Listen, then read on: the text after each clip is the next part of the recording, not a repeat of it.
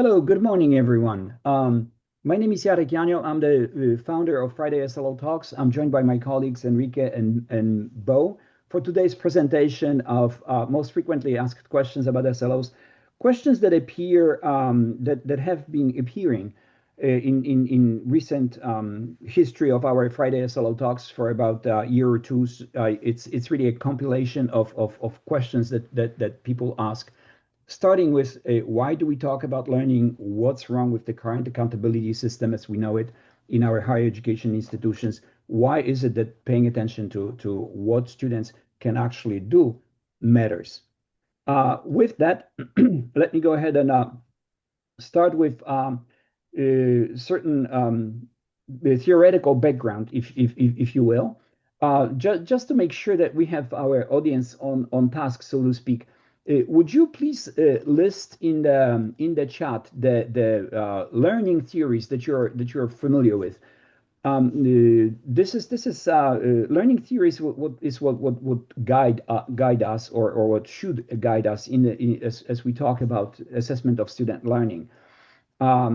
Just so that you know, I believe there is, let's just say there is at least 100 of them, maybe even more, of how human beings learn, how what we think collectively as scientific and practitioners circles, what learning means, and how we're supposed to observe it, how we're supposed to document it, how we're supposed to interact with it for the betterment of our students. Would you please tell me? Yes, please. Perfect. That's fine. Thank you very much. Just whatever comes to your mind, please take a look, and let's see how much of a body of knowledge we can generate in the spirit of the moment. Constructivism, behaviorism, cognitivism, universal design of learning, universal design for understanding. Design. What is the UDL? Understanding by, I think it's just Joanna. Could you please Yeah, it's universal design for learning. universal design? Thank you Yeah, so much. Thank you very much. you're That's welcome. exactly. Thank you very much for pointing this out. So here's what I found as far as the six most commonly quoted theories of learning.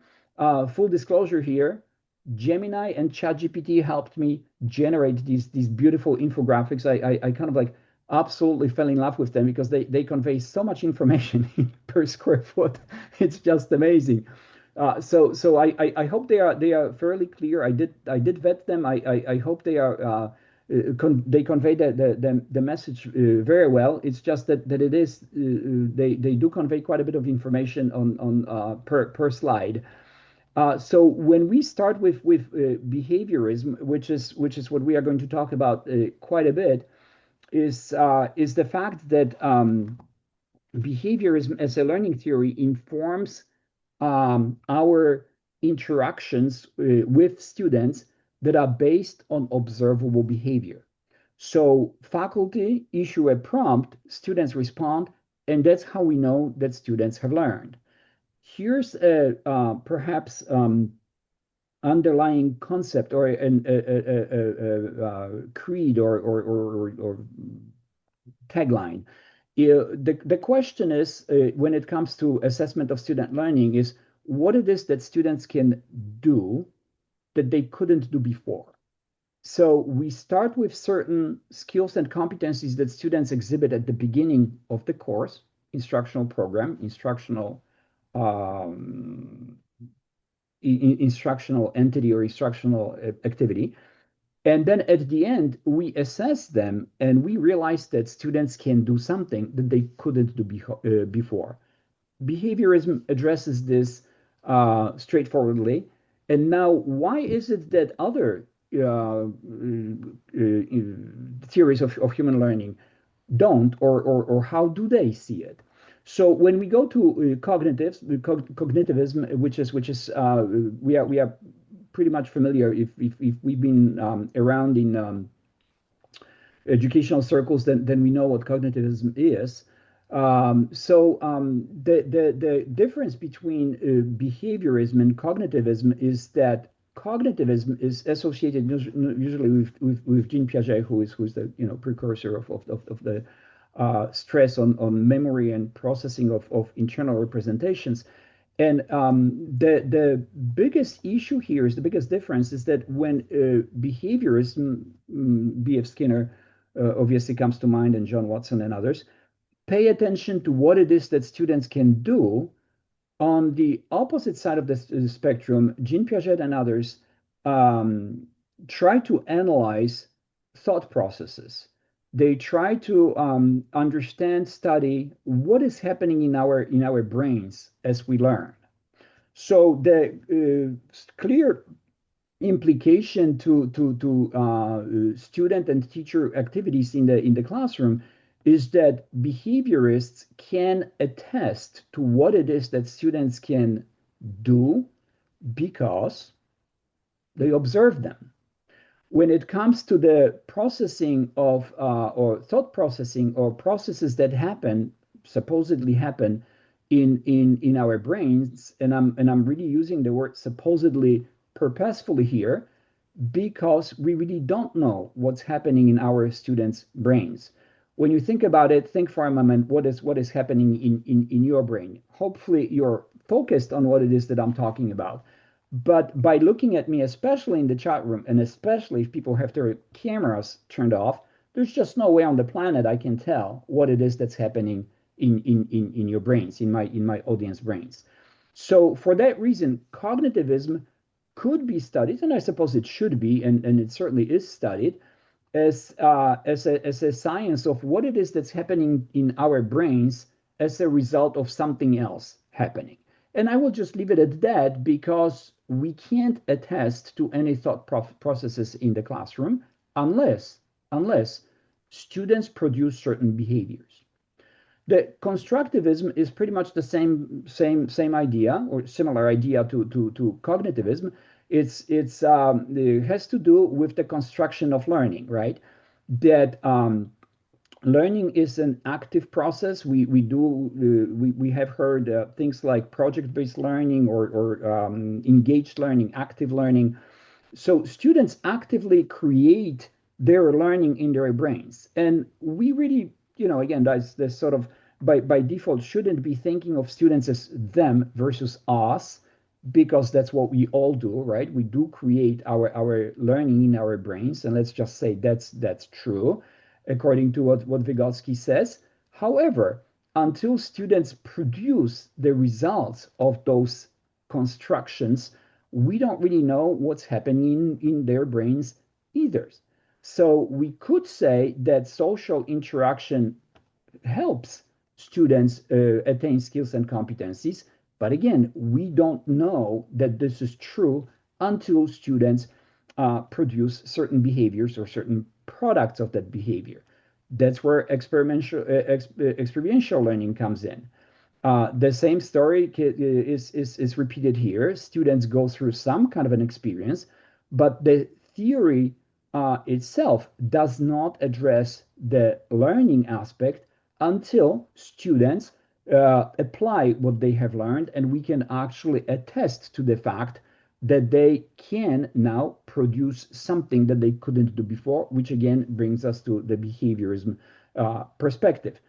Social learning theory and humanism are again similar in a sense that they try to address things that are happening in our students' brain, but not what's happening as a result of that, of those happenings.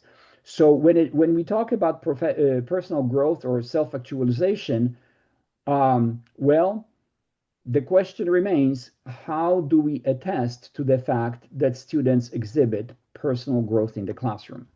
It's nothing but sequenced growth as exhibited by student behavior. Students do more and more and more and more, or their skills and competencies grow in complexity. They become more or better articulated, more profoundly articulated. Again, we can only attest that this is happening when we observe what it is that students do rather than what it is that we think that's happening in their brains. So things like motivation, autonomy, and emotion while again, they could be driving what it is that students do. We really don't know. We can't observe what's happening in students' brains until they come up with a specific product. And I would like to pause here for a second. Yvonne is talking about change management. Yvonne, if you don't mind, would you please elaborate on your question, and I'll be happy to address that. Oh, oh, sure. It was more just a comment, an observation, because my background is more in business application, project management, change management. So just thinking about when you scale learning you scope it out to a larger group, like an organization, how do these, and I was specifically looking at behaviorism and cognitivism, how do these learning theories kind of interact with how we behave, how we change, how we learn in an organizational setting? So I was just kind of putting those two learning theories in the context of bringing change to an organization, because first, the change has to be internalized, like the why. Why do we want to do this? That's why in change management, one of the main tenets is you have to get buy-in, right? So if you're starting a new program, if you're starting a new initiative, you have to get that buy-in. You need to have champions, change champions, because that's helping to shape that cognitivism portion, to get people to buy into the reason for that change. And then there's that whole process of translating that cognitivism into behavior. Right, right. Excellent. Thank you so much for making that point. Absolutely. I believe that's why we are talking about student learning outcomes, right? We are interested in the result. And you are absolutely right, Yvonne. Those outcomes happen at the course level, at the program level, at the institutional level that you just mentioned, right? It's there's the whole field of study of organizational behavior, for example, right? How organizations evolve, how they change, how they learn, as all, Right. and now with the artificial intelligence, we that those discussions are still taken at the higher level. So thank you very much for making that point. And then I see, Sure. let me see here. Uh, Paul Sanchez, could you please elaborate on what it is that you were saying about the flowers and haze? And I apologize if I missed anybody. I was just going to say that I remember from graduate school when I took a class on composition theory. Linda Flowers and John Hayes, their writing was about the cognitive process, how we don't really understand what's going on in students' minds when they're writing or when they're reading or when they're reflecting or any of those things that we ask them to do. It's only after we read their writing, maybe we talk with them, that we kind of begin to understand what was going on in their minds, if we can even say that. That's exactly the point here. Thank you very much for articulating this so clearly. Absolutely. The bottom line is that we read what it is that students wrote, and only then can we assess that they have done something that they couldn't do before. What happens in the process in their minds, behaviorists even have a term for it. Those are called private events, because we can't really assess that. I mean, I obviously, by looking at Enrique, I can't gauge what type of engagement he exhibits, right? I mean, obviously he's looking at his monitor, but who knows, maybe he's playing chess with his high school buddies, at the same time.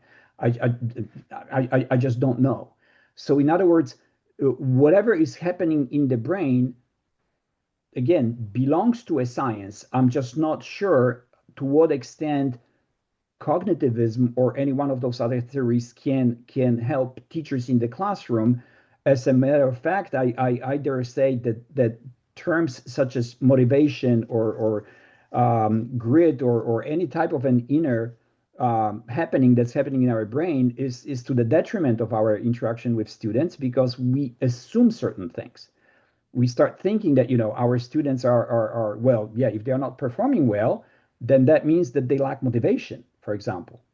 Okay, so how did we make the judgment? Because we observed the behavior. The student is not turning papers on time. They are not actively speaking in the classroom. They are not asking questions. They are not leading any discussions. They have nothing to say. They lack motivation. So we apply that label on a series of behaviors. Now, how do we know that students are motivated? Same thing. We observe the behavior. They raise their hand, they ask questions, they follow up they lead small group discussions and so forth. And then all of a sudden we have this idea that this student is motivated and this student is not. Okay, what difference does it make in their learning? That's the question. So again, it's not necessarily what it is that we think students go through in their minds, but what it is that they produce as a result of the prompt or our expectation of what it is that they need to be doing in the classroom. So thank you very much, Paul. Very, very important point. Let me see here. I did see, oh, Susan Walcott, Kurt Fisher's skill theory fit. Would you please elaborate on this if you don't mind?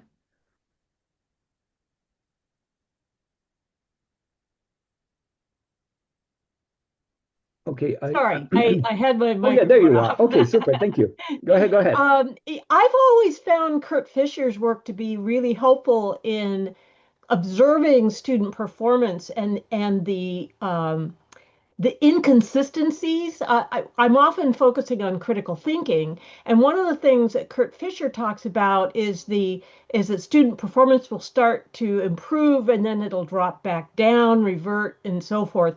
And I've seen this especially within the span of a single course. I'll see students improving across assignments, and then on the final exam they drop back down. It's a very common pattern. So it causes faculty a lot of difficulty because they don't know whether students are actually developing skills or not because it's hard to observe. And that's where, program level assessments can be really valuable, but you need the course level assessments to figure out how to help students. Perfect. That's exactly right. So you're absolutely right. Things like critical thinking, again, unless they are defined, they are completely useless. And that's very true. Program level outcomes or institutional learning outcomes, whatever the learning outcomes are, can only be assessed at the course level. Absolutely. Otherwise, how do we know? So Right. let's just say course level outcome will have to do something with English 101, writing a paragraph. But at the same time, the art or the skill of writing a paragraph informs program learning outcome because programs are interested in making sure that after completing 3 English 101, 102, 105 courses, students can come up with an essay. So paragraph is very important in course number 1. Then students are going to be writing 3 paragraph stories or introductions. Then they perhaps go through some citation process, right? And all these things are taught in different courses. At the end, there is a program learning outcome. In the process, they write. That's an institutional learning outcome right there, right? Institutions are obviously interested in making sure that their graduates are skilled writers. But yes, and I completely agree with all of that. The biggest problem, though, from an assessment standpoint, and that's where Kurt Fisher's work comes in, is this inconsistent. That as the students start developing, they revert back, and they do this repeatedly. So a new skill, it'll start to improve and then it reverts, and then it'll start to improve again and it reverts. And Yep. so it depends on what point in time you happen to take an assessment. You might take an assessment at the point of reversal, which I have personally observed on final exams, and I think it's because of student stress. Yep. Their thinking skills decline. They may have memorized a bunch of stuff, but that doesn't mean they can think about it in a full manner. So that's exactly right, Susan. That's what all teachers go through. And if you could please take a look, and I'll talk to it in just a minute in greater detail. There is this notion that behaviorists explain that there is some type of reinforcement that's going on. And Susan, since you're bringing this up, I think I may as well say it. What happens is that we are not really in a position to guess what's going on in students' minds. However, we can create environment in which students exhibit expected behavior, right? So they can demonstrate their learning skills. And now here's probably the strongest realization in this discussion is the fact that faculty are the ones who are responsible for creating that environment. So just think for a moment, if we were to put it on ourselves that if students are not producing what we want them to produce, then perhaps there is something to be asked about the type of environment, the type of assessment that we are creating, the type of preparation, and the conditions under which students exhibit that behavior, rather than just putting it on them. Well, they are not motivated. They don't have, obviously, the stamina. They don't understand the rigor of my course, and on and on and on and on in just murky ideas. So thank you very much for the opportunity. That's exactly right. Let me see here. Paul Sanchez, teachers constantly asking students to update and adapt their learning and writing processes. That's right. Paul, spot on. What is, just if I were to ask you even all as the audience, what does it mean? What is a learning process? What is the writer's process? Everyone has a different opinion about this. But see, once you stick to specific observable behaviors, as I was explaining earlier, writing a paragraph, writing a summary, articulating a thought, analyzing a concept, then those behaviors become very, very, very specific. And we are kind of like home free. Whether students were motivated or they had enough sleep the night before or whatever happened to them, they produced what we want them to do. Ultimately, that's what we are responsible for, making sure that students do what they couldn't do before. So let's move on to the next slide. What's the theory that explains learning? So this is a more in-depth explanation of the radical behaviorism or operational framework as proposed by Skinner. Learning is a change in observable behavior about it, and it has to do with the consequences. So it's I think that the behaviorism sort of like got the bad rap of it over the years because we really don't want to think that we are manipulating students, right? Or that they are manipulating us, or I'm going to show you a snack, and as a result, or I'll give you a chocolate and you give me the right answer. The point of it is that's a really very, very bad simplification of what Skinner is saying, because ultimately, again, when you think about it, environment is everything that shapes our interactions in our daily lives. There's just nothing else. When you think about it, I have to possess certain skills and competencies, and I have to articulate them to you to keep your interest, to keep the discussion going and fulfill the goals of this presentation. If my English is not good enough, well, then you're just not going to understand what I'm talking about. If this doesn't hit you at certain level of your own recognition of what I'm talking about, then you will also find the conversation not worthy of your time, and we are going to miss the boat. So it kind of like goes both ways. Teachers issue a prompt for students. Students react to that prompt, they respond, and we can observe it. Here's one more part to it. Teachers themselves have to have enough capacity to see, to identify, to evaluate student performance as well. As I was saying earlier, if a student doesn't speak English good enough, then what difference does it make what they know about chemistry or physics if English is the only language that's used in the classroom? So behaviorism, again, explains this as an interaction between what it is that we as human beings do and what environment around us makes us do. And when we think that manipulating students is not something that we do, well, environment does it for us. If you have ever experienced, a child, or you could have, experienced yourself jumping into deep water, even though mama told you not to, you did jump, and then what happened, right? You got in trouble. Or okay, don't run on the slippery floor. You still did run and you fell. Well, that's the result of the environment letting you know, hey, guess what? There are certain things you may not do. And the same thing is happening really in the classrooms.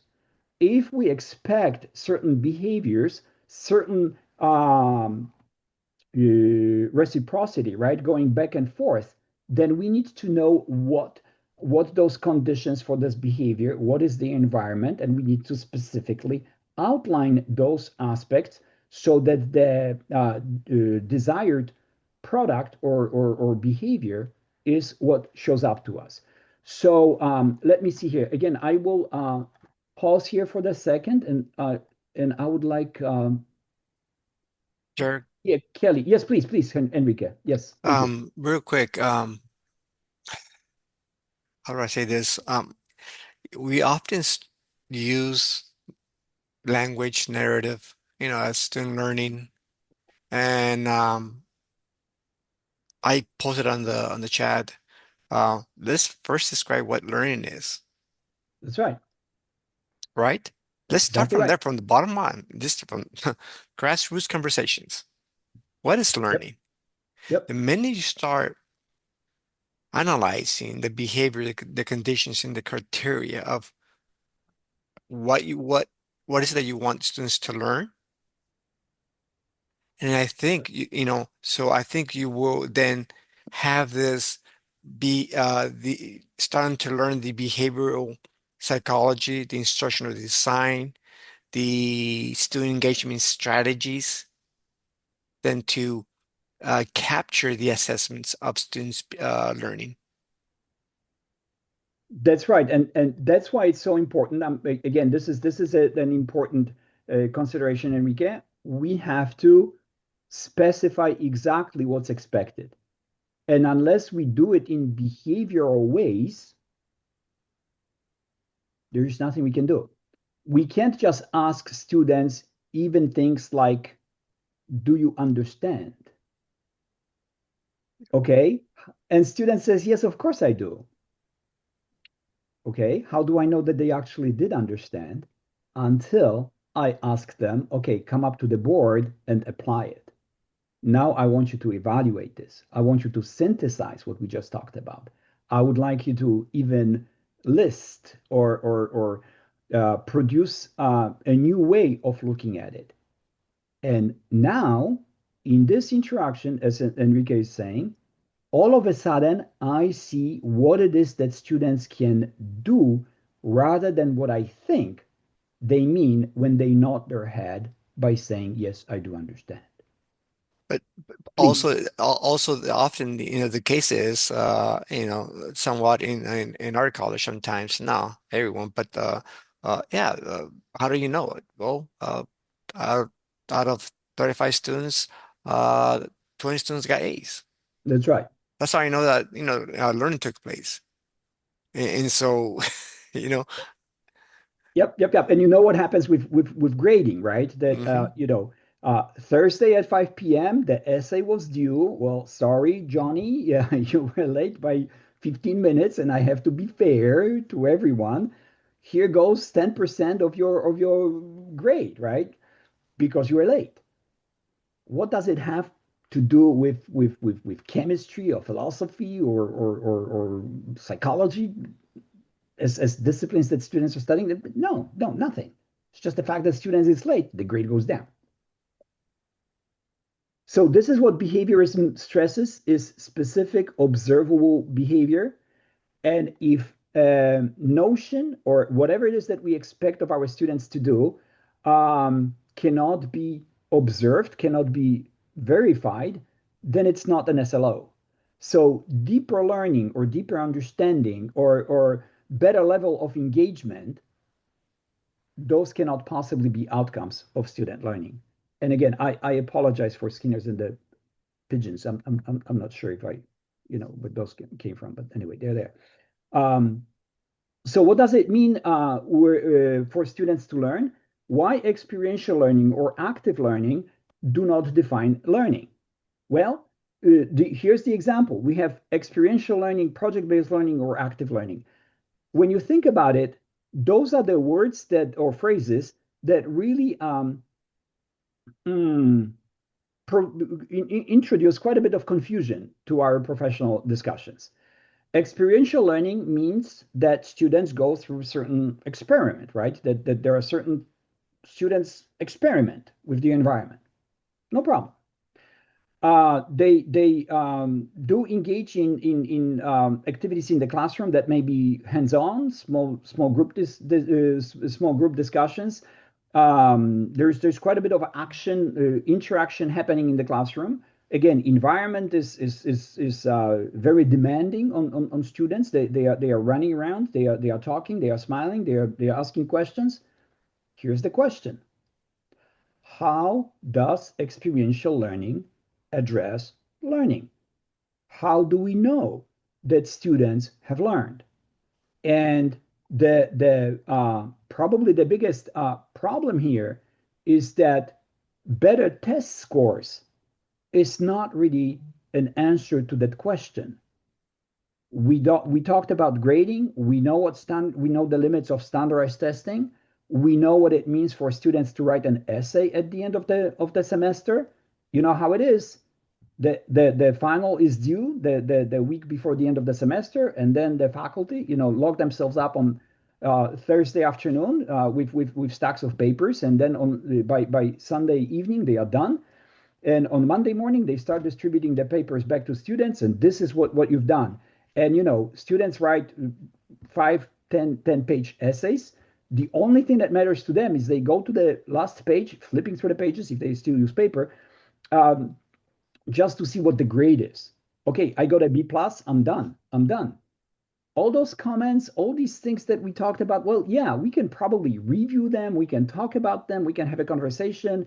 I'm always open for questions. My office hours are here. Send me an email. We can make a phone call, go on Zoom and whatnot. The question is, what is it that students have learned from the experience? So again, you can't just take students on a trip to Alaska and say they must have learned something because they went to Alaska. That's not enough. Project-based learning is pretty much the same idea, that you provide students with a project. Students work with the project. They may even find the solutions to and applications. But unless those specific skills and competencies that students demonstrate that they couldn't do before, what's the purpose of project-based learning? Active learning calls for nothing but active participation. So again, it may have something to do with how teachers project, how they provide the content. It could be by small group activity. It could be by lecture with video and whatnot. There's all kinds of different ways in which content can be conveyed to students. It's just that no matter how actively students are participating in the activities that we have, what needs to be the result of those activities is what it is that students can do that they couldn't do before. So I'll stop with this. I'll pause just for a second. Kelly Nguyen, if you could please elaborate on what it is that you're trying to say about AB 705. Yes, I'm familiar with this. Please go ahead if you don't mind. Well, the issue that I have experienced for the past several semesters with the AB 705 is that we don't have prerequisites for students to take a higher math level, like transfer level math anymore. Originally, the AB 705, I forgot who mentioned in the chat that we use the GPA, student high school GPA, to place student in the proper class. However, with our department, especially at Center College, we remove all those requirements. So anybody who start community college right now, they don't need to have certain GPA. They can just take calculus and or place into business calculus, which is the one I'm teaching. So even a third grader could take a business calculus right now, even though they don't know anything. So what I'm being experienced for the last couple semester is that the students that I'm been receiving in those classes are way unprepared. They don't have any foundations. They don't know the basics math. And here I'm trying to teaching them calculus apply in a business class, and in the business world. So a lot of time I see those students' face, they are blank. They don't know what I'm talking about. And I see your presentation look awesome, and I really, really want to, apply some of the things I hear in the SLO. But I don't know how am I gonna do my jobs teaching a students that don't know anything, or we have students, especially community college, we have students that are out of school for 5 years, 10 years, so they come back to school and they want a new start, with a new career. And yet we throw them into a class that we remove all the remedial classes, by the way. So we might not even offer a pre-calculus in the fall 2027. So I am really struggling right now. And I don't know, as a faculty, what do I need to do? I mean, there's so much review that I can do, but I have to teach my contents. That's right. So how it's like I feel like I've been forced to teach someone that don't even know how to walk. Yep. Yet I have to prepare them to run a marathon by the end of the semester. That's right. That's right. So here's I obviously have a lot of thoughts on this, but let me just start with the probably the most obvious realization here that what happens, Kelly, is that these are the consequences of paying attention to GPA, as you mentioned, high school GPA, course completion rates, again, turning in papers on time, which amount to one thing: passing of students from course to course, without paying attention to what it is that they learn along the way.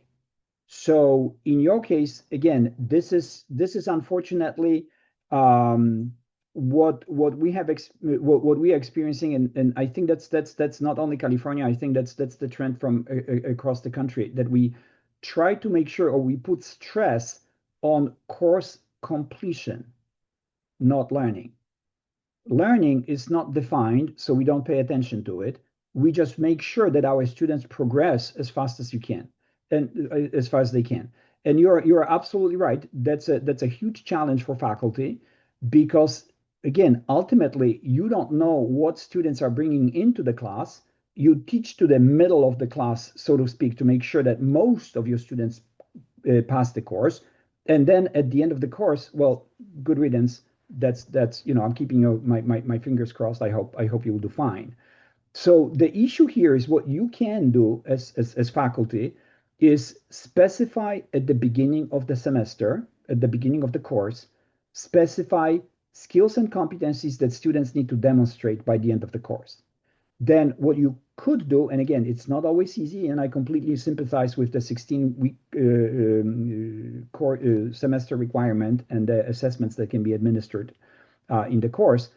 But you probably should start with some kind of a pre-test to make sure that your students are where they are supposed to be. And if they are not there, then unfortunately, that's the group that you're going to be working with.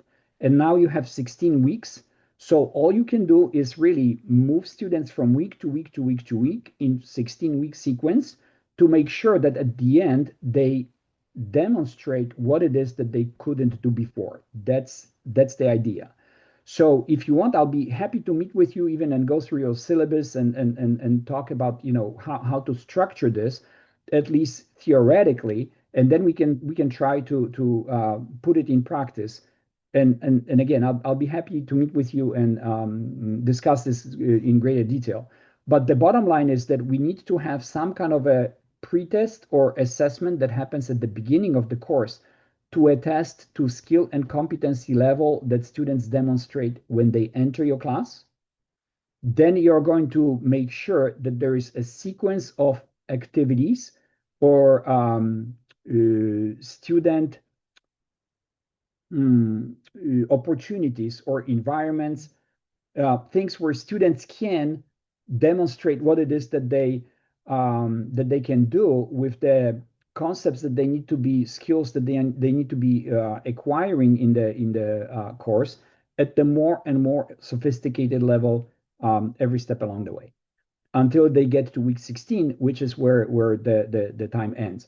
Unfortunately, 16 weeks is not, for some students, that's just way too much time, and for others, it's going to be way too little time to manage, to learn, to demonstrate skills that they need to be demonstrating as a result of your teaching. So again, we are structured that way, that 16-week is a course rather than 16 weeks is the time allotted for competency attainment. So again, Kelly, I'll be more than happy to meet with you to talk about this. But again, for our audience who are not necessarily from California, the idea is to pay attention to what it is that students learn in terms of their demonstrable skills and competencies throughout the semester. So I think, as Susan mentioned earlier, students kind of like come and go, right? That sometimes they perform very well and others they don't. Well, the idea is for us to identify those areas or times, environments, activities of weakness and reinforce what it is that we want them to do. Because again, if we want our students to complete the course, well, that's what students are going to be reacting to, right? They are going to be cheating and lying across the way just to make sure that they complete the course. Learning is sort of like in the background. It may be implied, it may be inferred, it's never really documented or articulated, not only for faculty, but students as well. That's probably the picture of what we are struggling with this, considering Kelly's comments. So here we are. And anybody else? Let me see here. Someone mentioned Tina, please, if you don't mind. Because Tina, your question is about math, so Kelly's going to like it as well.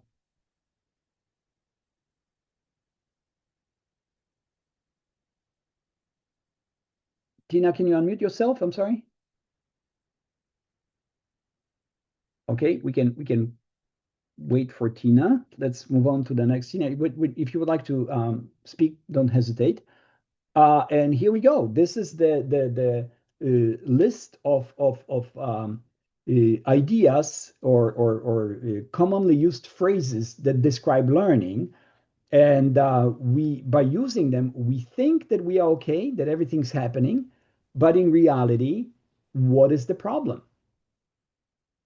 Critical thinking, understanding, knowledge, motivation, grit, rigor. Let's take a look. And again, I just kind of like picked those, considering what it is that I've heard over the last months or years since we started talking about assessment of student learning in Friday SLO Talks. So we have the problem of critical thinking, right? We talk about critical thinking all the time. Here's the question. How do you know that students are demonstrating critical thinking? You don't have a choice. You have to break it down into observable behavior to put that label on it. You do. Otherwise, you don't know what critical thinking is. So students can demonstrate certain behaviors or products of those behaviors, and those things put together will amount to critical thinking. But critical thinking by itself alone is not a concept that we can reckon with. I mean, obviously, Bo is exhibiting critical thinking because he's looking at the screen. How can I make that determination? It sounds almost grotesque. It just doesn't make any sense for us as a faculty of record who are responsible for our student learning to make a determination that my students are demonstrating critical thinking unless the critical thinking part is broken down into specific observable behaviors. So you can things like right, justify conclusions, right? That would be an example of critical thinking. Or students can analyze a poem. Student can synthesize different points of view. Those are observable behaviors that may constitute a definition of critical thinking. But the label itself is really so very difficult to interpret because it lends itself to so many different interpretations. It just means different things to different people. When we talk about understanding, same thing. Internal state, you cannot observe that. How do you define understanding? Again, unless you explain, model, apply, evaluate, all those verbs from Bloom's taxonomy need to be applied here with one common trait. They have to be observable.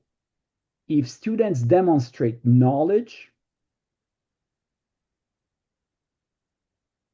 it's just not good enough. I just don't understand what it means. I don't know.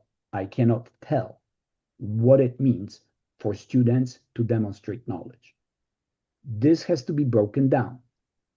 Motivation. How do we know that students are motivated? This is, again, something, it's a label that we put on student behavior. I spoke about this earlier, that when students persist, they overcome their challenges, they complete work on time. That's what we call motivation. But again, it's a label we put on set of behaviors. And unless we realize, unless we specifically define what those behaviors are, we don't know what we are talking about when we talk about motivation. What is grit or rigor amount to pretty much same things. Labels for specific behaviors, but on their own, they cannot possibly be observed. So again, grit is a notion. It's a hypothetical statement. The problem with it is that it's so murky because grit means different things to different people. And in some situations, that's how we come up with what Kelly was talking about earlier, that certain students seem to be exhibiting grit or motivation or knowledge, and therefore they are passed from course to course and they end up in Kelly's classroom without really able to do anything. And that's why Kelly is struggling moving students from the lower level to higher levels of math, because students were motivated enough to take all the required tests in the process. But how those tests actually attested to the fact that students have learned, that's a completely different discussion. Again, taking multiple choice tests is not enough. We've been talking about this forever, ever since multiple choice tests have been invented.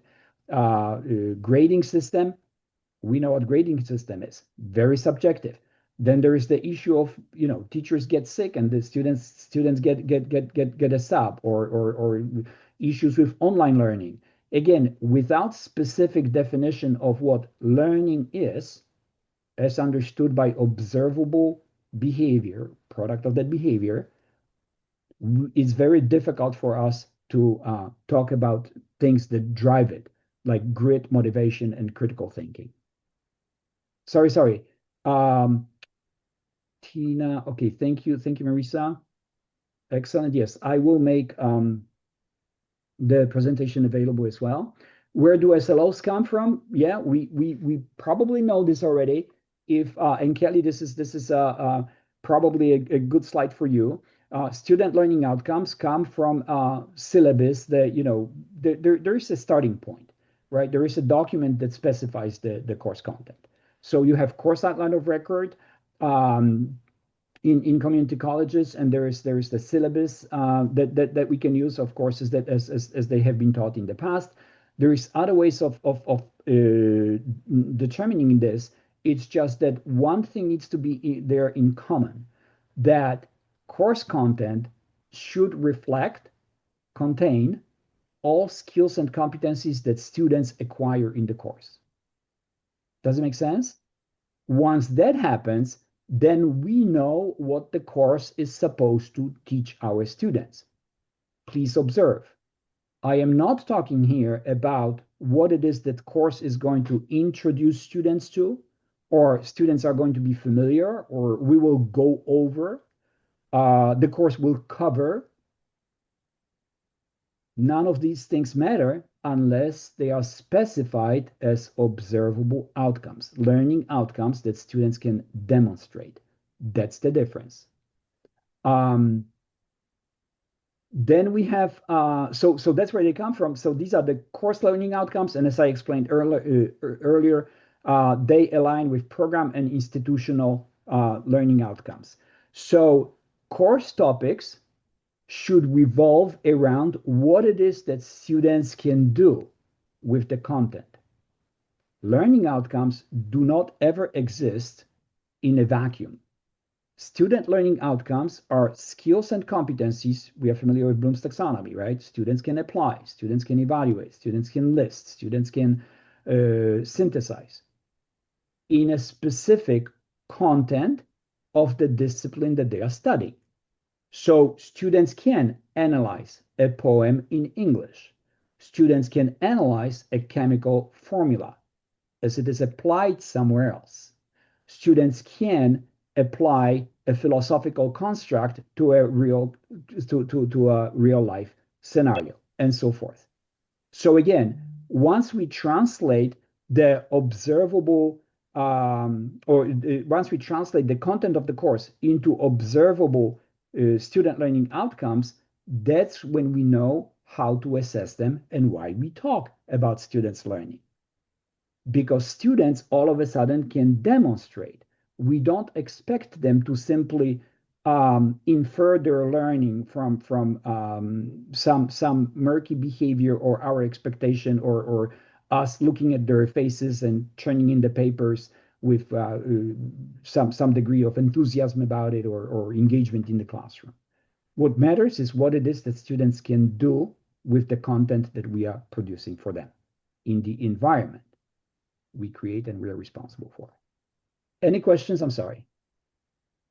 Okay, so now what's the outcome between, what's the difference between outcomes and objectives? Again, that addresses Kelly's question as well, that the outcomes would be those broader concepts in the course. I think everyone knows that by now. But the issue of objectives is that the objectives really get down to those observable behaviors. So if you could please take a look at the chart. We have outcomes as broader concepts as explained on the visuals on the top. But then let's take a look at the specific examples. So in chemistry, we identify types of chemical reactions, we balance chemical equations, we classify reactants and products and so forth. These are specific things, skills and competencies that students can demonstrate. The same in English. Develop a clear thesis statement. Distinguish between strong and weak evidence. Organize ideas. Use appropriate transitional phrases. Again, those don't call for course completion. These don't say anything about if you write this test, you're going to get extra points, or this is your extra project assignment, or this doesn't say anything about experiential learning or project-based learning or active learning. It calls for specific behavior, product of that behavior. Yes, Marisa, I am going to make the recording available and the PowerPoint as well. So this is where we are when it comes to objectives and outcomes. So now course level outcomes, program level outcomes, and institutional learning outcomes. Here's how we align them in the assessment. Sorry, before I move on, any questions? Enrique, Bo, you guys are okay? Anybody up there? We're good. We're good? Okay then. So the three levels of student learning outcomes, as I mentioned, we have course, program, and learning. They are all articulated right here. And again, I know it's a lot of information, but I really like the thing that it's all on one slide. So again, thank you, Gemini, for creating the beautiful slides for me. But ultimately, I tell you, I have never had an experience of seeing visuals in such impactful form. because everything's here, right? When we look at the presentation, I could probably make what I would do in the past, create 5 different slides out of this one pictograph. So I'm just very happy that there's just so much information right here. So we have course level outcomes, define specific observable skills students must demonstrate. Then we have the program. Those would be the cumulative competencies developed across courses. That's what program learning outcomes are. And then institutional learning outcomes, those reflect broad capabilities expect of all graduates from a given institution. Then we have the alignment of CLOs. Now, again, of CLOs, PLOs, and ILOs together. All of those together, we call them student learning outcomes. And now, again, key principles here is that they are all observable. And I think that the most important part that needs to be mentioned here is that they are all accessible. They can only be assessed at the course level. That's it.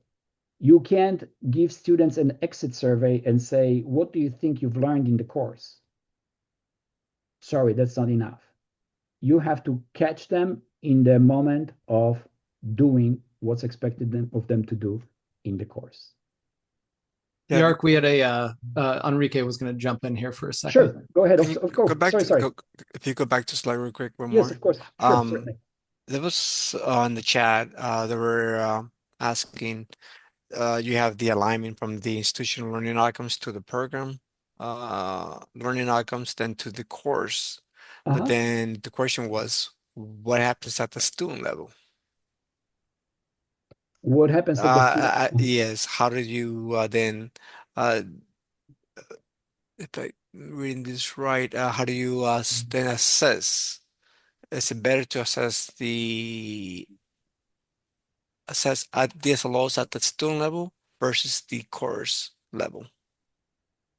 Okay, I don't understand the distinction between student level and it was a question that was brought to me privately, that how do you align the assessments at the student level and the course level? Okay. That's okay. So student and course are 2 different things, right? So at the course level, we have a whole bunch of students, and those students create or demonstrate skills and competencies. We are good with that? So those are course level outcomes. And this is what comes in here to play. Course level outcomes are skills and competencies that are important for the course. As I was explaining earlier, for example, there is students in English have to write a paragraph. And that would be a course level outcome. In this course, we teach you the skill of paragraph writing. That's it. Now, at the same time, the skill of writing a paragraph is applicable in other consecutive courses, which makes the skill of writing a paragraph expand to writing a short story, to creating a resource bibliography, justifying the position, introduction, development, and so forth. So there's all kinds of other things that come into play when we start thinking about writing a research paper. And writing a research paper is what we are interested in the program. So there is going to be a number of course level outcomes that are aligned together to create an outcome for a program. And then institutional learning outcome is demonstrated because students write. So I think that the student and course is pretty much the same thing in the question that was asked. At the course level, students need to demonstrate certain skills and competencies that align with program learning outcomes and institutional learning outcomes later on. So this is where we are with this. So thank you, Enrique, for the question. So I think that again, to address this and that was a comment that I think yes, that we made already before. If you could please take a look at the slide, the alignment is not conceptual, it is performance-based, right? So we don't just align student learning outcomes to whatever we think may happen in the institution. Again, we are not interested, we are not trying to make sure that students complete courses as much as we want to make sure that students develop skills and competencies that they can demonstrate over a period of time, which is what's addressing Kelly's question. What do I do with students who are not ready for my course? Because again, so far, until they got to Kelly's math class, they've been pushed through, for lack of a better expression, completing the courses as fast as they can. So they would take summer class because it's only 6 weeks or 8 weeks, so I can do it faster, versus 16-week course, maybe inter-session that's even shorter, things like that. So students complete the courses, B+, C+, C-, A+, whatever, all those grades accumulate, students end up in Kelly's class. And now she has 16 weeks, and students, after taking 3 or 4 math courses before, where are they? Well, they completed the courses, so on paper, they belong in her class. They are not ready with skills and competencies. And that's the problem. That's the problem that becomes clear as a result of this misalignment or not paying attention to what it is that students can demonstrate. So how do we create assignments for learning? Core principle: assignments must require students to demonstrate what they can do, not simply complete a task or produce the product. Not enough. Especially now when we know that AI can do a lot of things for our students, right? It does a lot of things for us. This presentation is a good example, but it also can do a lot of things for students, and we think that our assessments are being hijacked, right? That our way of teaching and learning is just going away, and we try to protect it. Again, why do we do this? Because as faculty, I mean, we ourselves are human beings. Again, it's not the discussion about us versus them, but we have all gone through some type of instructional program in our lives, right? We certainly did get our high school diplomas. We did get our BAs for the most part, then master's degree. Many of us have terminal degrees, and all throughout those years of our education, one thing was there was important, is course completion. Make sure that you finish the course so that you can go to the next, so that you can go to the next, so that you can get your diploma.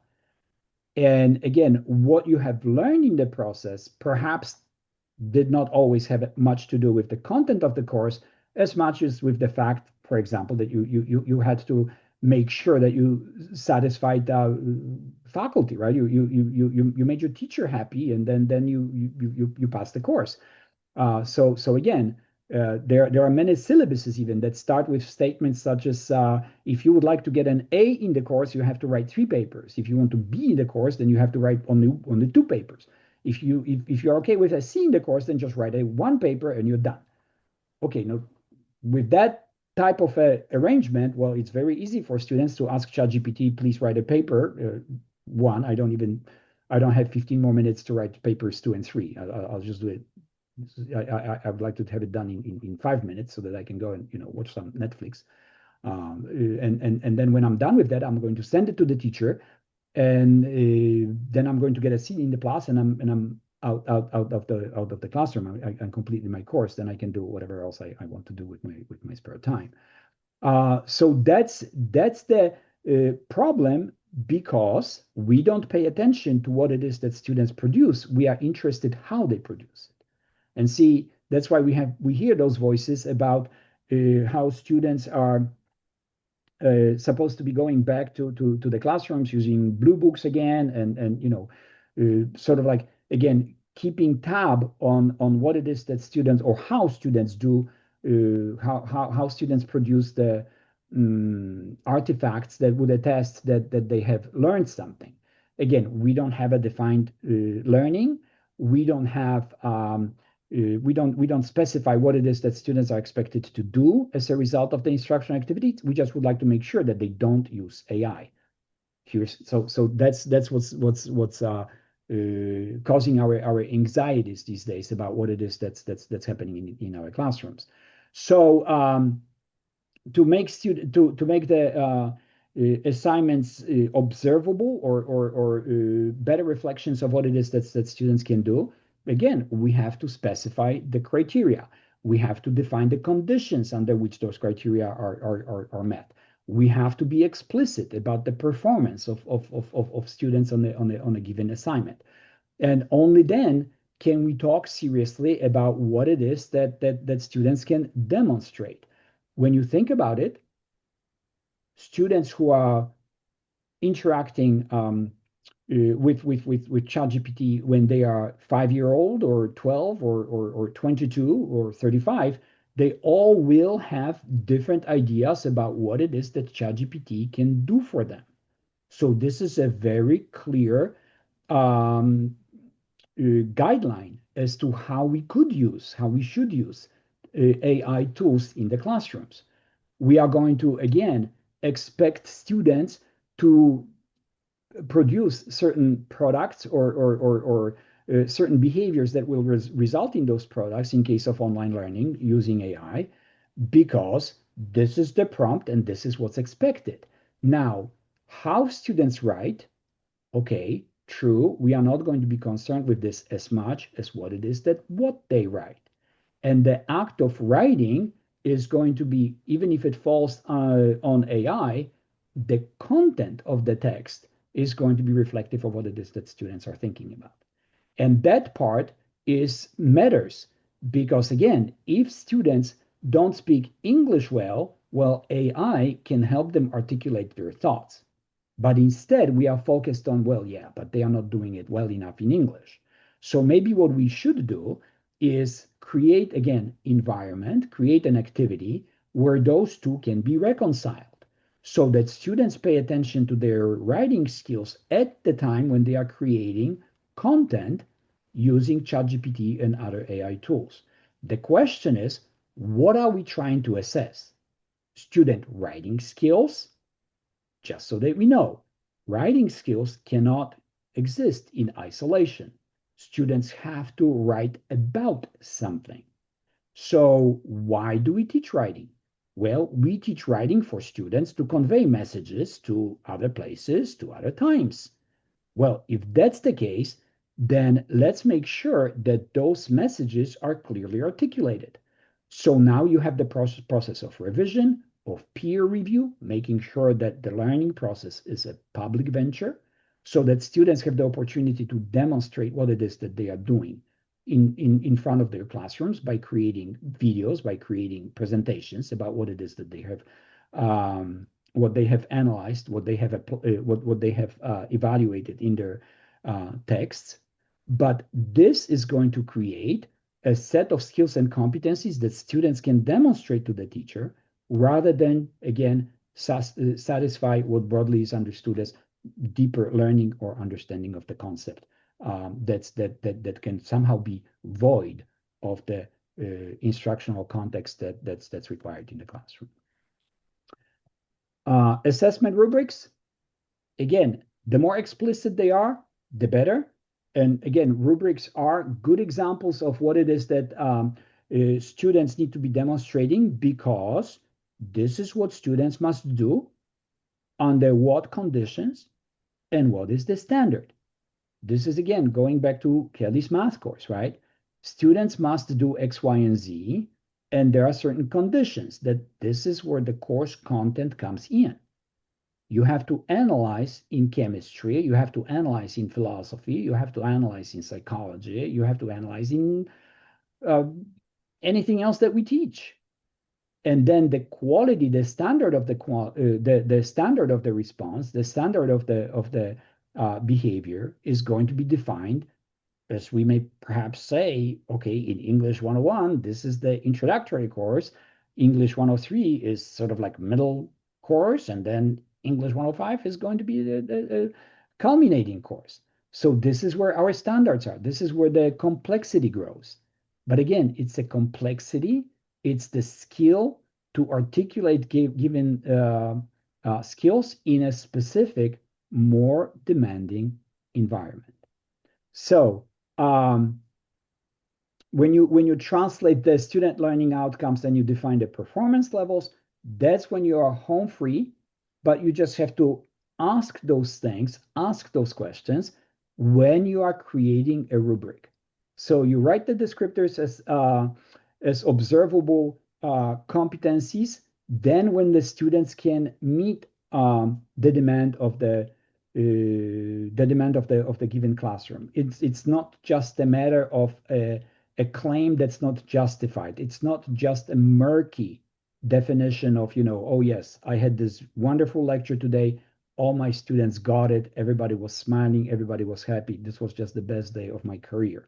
And then a week later, students are asked to evaluate. They are asked to synthesize. They are asked to create with different degrees of success. How do we generate how rubrics generate data? Again, this is very important to us when we talk about our institution effectiveness.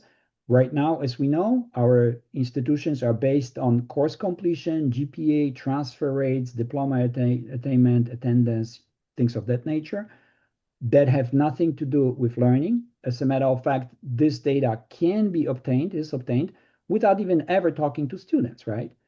We register students, there is a number. Students persist, there is a number. Students graduate, there is a number. What are students learning? This slide addresses this. How rubrics can generate data. We have the specific criteria scores. We have the broken down skills and competencies that students demonstrate.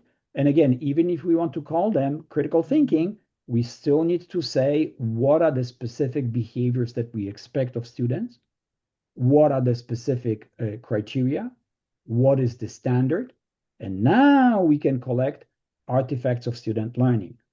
With that, it just may be a good practice for us to share. Again, learning is a public endeavor. It shouldn't be just one student sending a text to a faculty for them to evaluate because they are the only ones who are in the know, and then faculty give a grade. Just imagine if students were to review each other's work. Then they are the ones who are going to be asking ChatGPT, what's wrong with this text?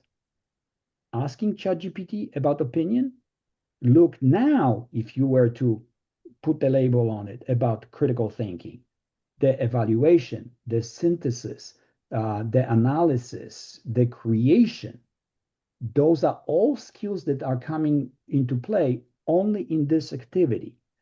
So that just makes us realize or appreciate the importance of specificity, right? That all those skills and competencies must be articulated clearly, they must be transparent. And once we have the assessment package submitted in the form of a rubric to students themselves, then they are the ones who can go through someone else's creation and evaluate it. Just imagine if you have 30 students in your class and each one of them has to evaluate 29 papers, even if they are generated by ChatGPT according to certain criteria. That calls for just such an onslaught avalanche of skills and competencies that need to be applied that it's really very, it's just going to be amazing at the time of completion of such exercise, because the data that you are going to get will reflect on what it is that your students can do in the given environment under the specific condition, considering specific results. So again, the transparency, the specificity of rubrics is what's going to lend itself to this to the final outcome or analysis of the learning outcomes in the given classroom, considering the program and learning as well. So here's the final slide, using behavioral science to improve teaching and learning. Here we go. All 4 ideas. Define target behaviors. You start with the SLOs, the student learning outcomes, program learning outcomes, institutional learning outcomes. You shape the specific behavior through the sequences, as I explained earlier. You go from attempted feedback, from first attempt to feedback to revision. You go through improved attempt and a revision. This is the idea that comes from the action research, where you observe a phenomena and you improve on it by seeking feedback and experimenting with it. Again, each step along the way, the specific behaviors are observed. Then we have the immediate specific feedback from the faculty. And again, this could be done with the faculty, with ChatGPT, with a group of students, but the feedback is important. When I talk to you, I am getting feedback by the types of question I'm getting, and I am learning. I am becoming more of an expert because my the skill with which I can explain the concepts that I'm sharing with you are becoming more and more complex, more sophisticated. And I know the way I observe it is because is by the way I talk, by the way I articulate, I analyze, synthesize, and I address your questions. And that's probably true to all of us. As we speak on a given topic for the third, fourth, fifth time, we become more proficient. And what is it? What can we call this? Is if not better skill and competency development, better articulation of those skills. It's not necessarily my motivation that plays into this. I mean, I'm sure I must have some. There's again, my critical thinking is specified by the way I conduct the conversation, I conduct the presentation, my understanding of the topic. So again, all those things that we use as very murky become very, very, very specific once we articulate them, once we put our minds to them. And finally, there is the reinforcement of the performance. What is it? How the assessment of student learning reinforces the behavior? Because again, what Kelly's and others questions were about, how do I motivate students, right? How do I make them do things? Well, behaviorists have answered for this. We create environment in which it matters. So ultimately, learning must be relevant to students. It must matter to their daily lives. So again, if we tell students that completion of this course is important because you need to go to the next course, well, then that's what we are going to get in return. Students are going to complete the courses. If we tell students that analysis of this task is important because you're going to, you will have to analyze a complex, or it will allow you to analyze more complex tasks, then that's what we are going to get in return, analysis of a task. So with that, that's where we are. This pretty much concludes my presentation. If you have any questions, as always, you can reach me. This is my email address, and obviously send us the questions to info@coaches.institute, and we can take it from there. Yes, Elizabeth, please, if you would like to speak, make your comment. Thank you, Christopher, for attending. Elizabeth, do you mind saying something more about this? What do you mean by this? How these steps can be implemented or in this area of teaching with AI? If you could please elaborate on this, if you have time. Yes, can you go back on the slide that Oh, you sure, just certainly. covered?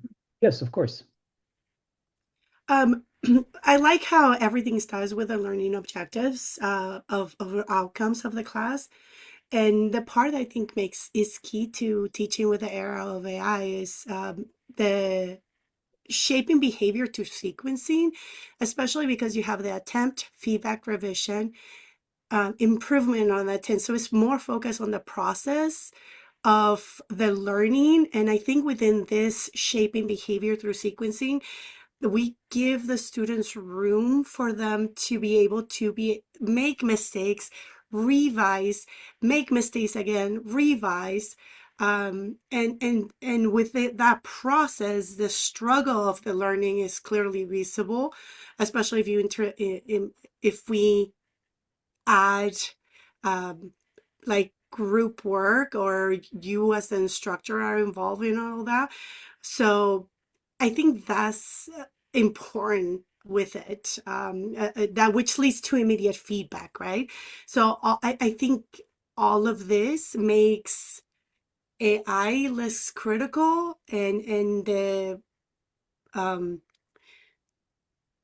urge for students to cheat just to get the final grade without any support, I think it makes it less likely that they would do that. Especially within the immediate feedback, if they do it with the instructor or their peers, they become more accountable, not just to the grade, but also to each other, especially if they see their work multiple times, which I think reduces the likelihood of them using AI in an unethical way, or in a way in which the instructor has not allowed the use of AI. That's right, Elizabeth. You're bringing a very, very important point that I think is often missed in our discussions about ethical use of AI. The question that I would have: what makes us think that students come to school to cheat? I agree. Yeah. Right? Yeah. I mean, when you think about it, okay, so isn't it our minds, our expectations that this is what happens? In a sense that, hey, if you don't want to learn anything, then you don't want to learn anything. Again, if it's something that I think is going on in students' minds, how can I attest to it? I can't.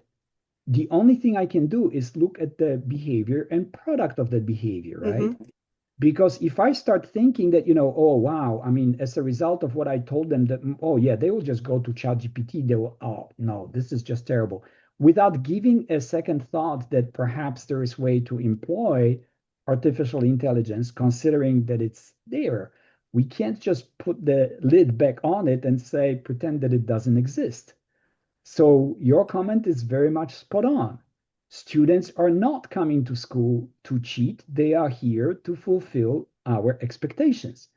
And if our expectations are, okay, you shall not cheat, you shall complete the course, that's quite different from you shall be able to analyze, synthesize, evaluate, create, and so forth. So I agree. Once we specify what it is that we want students to do, that's what they are going to do. We just need to make sure that we create the environment in which students can do those things.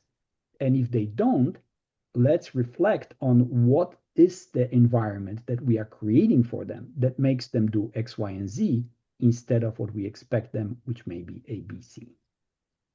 I'll also dare to argue that within this structure, you can actually have the opportunity, with the assistance of AI, to have your students take a deeper understanding on what they're learning, if used properly, as a tutor, or where they can get those questions that they might be afraid to ask in class for the fear of feeling like dumb, for a lack of a better word, right? Answer those dumb questions. That way they can come into class with a deeper understanding, and they're able to ask those deeper questions. Absolutely, absolutely. Be specific, be transparent, you specify the expectations. And again, as long as we talk about motivation or lack thereof, or critical thinking and all those murky terms, we will just not get anywhere fast. We are always going to be frustrated. And I think that in that context, that's right. AI is going to be simply taking over what it is that we do. Because AI, in many ways, when you think about it, is really revealing what it is that's lacking in our institutional, in our practices as educators.